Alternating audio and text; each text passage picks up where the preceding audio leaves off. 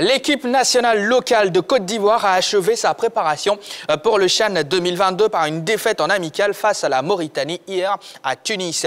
La sélection ivoirienne boucle ainsi son stage tunisien avec un bilan de 4 matchs amicaux pour une victoire à un nul, une défaite, 2 buts marqués et 4 buts encaissés. Ces rencontres test ont permis au sélectionneur Aïdara Choualio de se faire une idée claire de son groupe constitué de 25 joueurs. Les éléphants locaux quittent la capitale tunisienne ce mercredi 11 janvier pour l'Algérie où ils prendront leur quartier à l'hôtel royal Elisa d'Annaba. Alors, le bilan des éléphants locaux incite-t-il à l'optimisme pour le CHAN, Begré?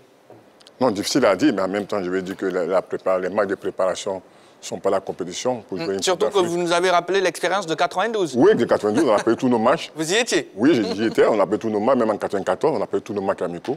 Et on a été 3e et vaincu en 92 pour dire que c'est vrai. Après des défaites, on peut remobiliser, on peut parler des circonstances des joueurs, parler du schéma tactique, parler de l'animation de jeu. On peut aussi changer le dispositif tactique. Donc, c'est beaucoup de choses. Les défaites amènent à réfléchir, à se poser des questions, mais surtout à être prêt le jour J. Pour moi, cette équipe nationale de Côte d'Ivoire doit être prêt le jour J, pas avant, pas après, mais le jour J. Et cette sélection-là, je pense à les moyens et les hommes pour cela. Roger, si on tient compte de la double confrontation avec le Burkina Faso et les matchs amicaux disputés en Tunisie, cela fait 2 buts marqués sur les 5 derniers matchs de l'équipe. Ce problème-là que vous soulevez... Oui, mais il est réel. On ne marque plus beaucoup.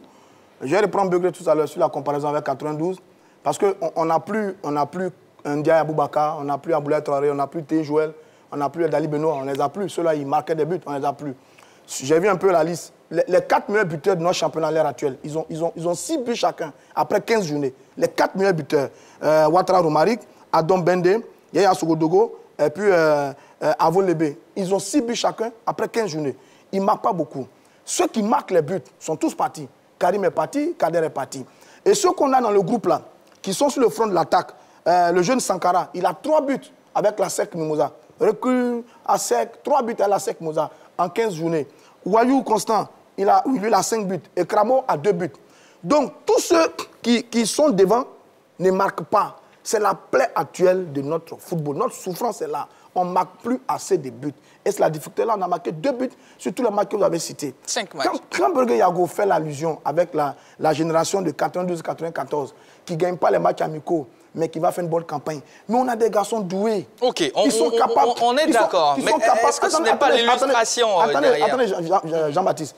Qui sont capables, sur une action, sur une phase de jeu, de changer le coup d'un match. Lui, Begré Yago, il faisait ça. Il y a combien de Begré Yago dans cette équipe? Il y a combien d'Aboulaye dans cette équipe? Il y a combien de Sidney Olivier? Il y en a combien? Allez-y, il y en a pas. C'est ça qui nous fait peur. Mais sinon, oui, on peut faire une mauvaise campagne dans la préparation. Mais là, ça veut dire qu'on a des joueurs qui sont capables de se surpasser et qui ont une telle forte qualité qu'à tout moment, ils sont capables de faire la différence. Mais on n'a pas ça dans ce groupe-là. C'est ça qui nous fait peur, mon cher. Vous rejoignez Begré Yago. Non, mais je vais dire à Stéphane que on ne peut pas prévoir ce qui va se passer. Sinon, Stéphane serait un devin. Il aura dit notre avenir ici. Je vais dire, c'est vrai ce que tu dis, mais il y a une réalité. Aujourd'hui, s'il y a une bonne animation, on a vu des équipes gagner la Coupe d'Afrique en marquant 2 ou 3 buts. S'il y a une bonne organisation, il y a un bon équilibre. Si ça joue dur derrière, qu'on n'encaisse pas assez de buts, on peut être champion d'Afrique. On a ce vécu-là. On a vu une équipe de Côte d'Ivoire qui n'a pas marqué beaucoup de buts, qui était champion d'Afrique. Mais comment? C'est parce qu'il y a eu cette organisation tactique extraordinaire, un bon bloc défensif qui a permis à cette équipe de gagner. Donc ça peut arriver. Mais on ne peut pas prévoir. Là, on comprend beaucoup plus de buts aussi. Non, ça, c'est trouver l'équilibre. Nous sommes dans les matchs amicaux. Qui te dit que pendant les matchs de compétition, on va prendre beaucoup de buts? Personne ne le sait. Je dis, laissons-le travailler, il y a du temps. S'il y a une bonne organisation, s'il y a l'équilibre, s'il y a une bonne animation. Est-ce qu'on doit s'inquiéter? Oui, mais moi, je pense que les matchs amicaux doivent être des indicateurs de lecture. C'est-à-dire que tout dépend de la lecture qu'on fait de ces matchs amicaux. Moi, j'ai un point positif dans ces matchs amicaux. On oublie de dire que cette équipe de Côte d'Ivoire était menée face au Cameroun jusqu'au temps additionnel où elle a pu revenir au score.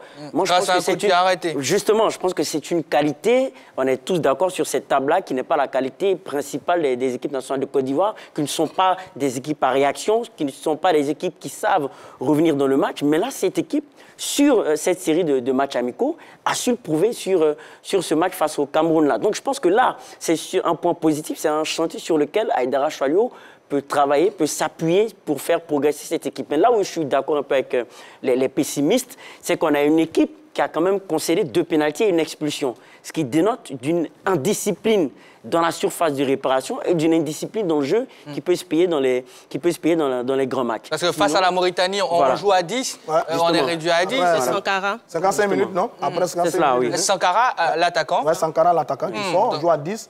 Ah, mais avant, ça se tournait à minute 2-0. Après, c'est 3-0. Bon, la Mauritanie, quand même, je dis, c'est pas une mauvaise équipe. Hein.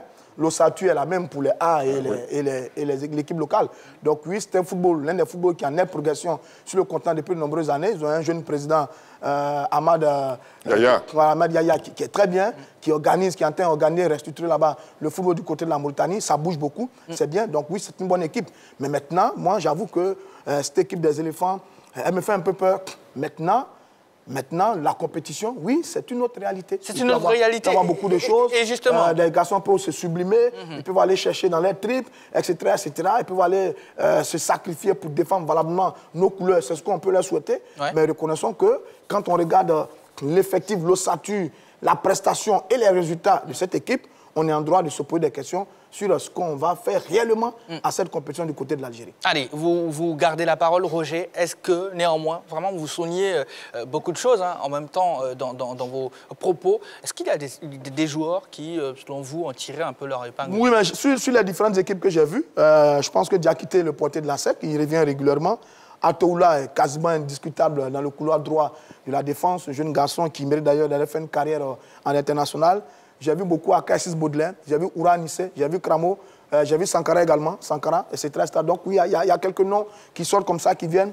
On espère que tous ceux-là vont trouver la bonne osmose autour du sélectionneur Soler Dara, qui est un formidable technicien, formidable tacticien, pour emmener cette équipe-là à faire une très bonne campagne. Parce que vraiment, il faut qu'on ait fait une très belle campagne. Si on considère nos échecs répétés avec les sélections depuis 3 à 4 ans, je pense qu'il faut qu'on soit tous en prière autour de cette jeune équipe et qu'elle ait fait une bonne campagne contre l'Algérie. Ça va pas être facile, mais bon, c'est une compétition.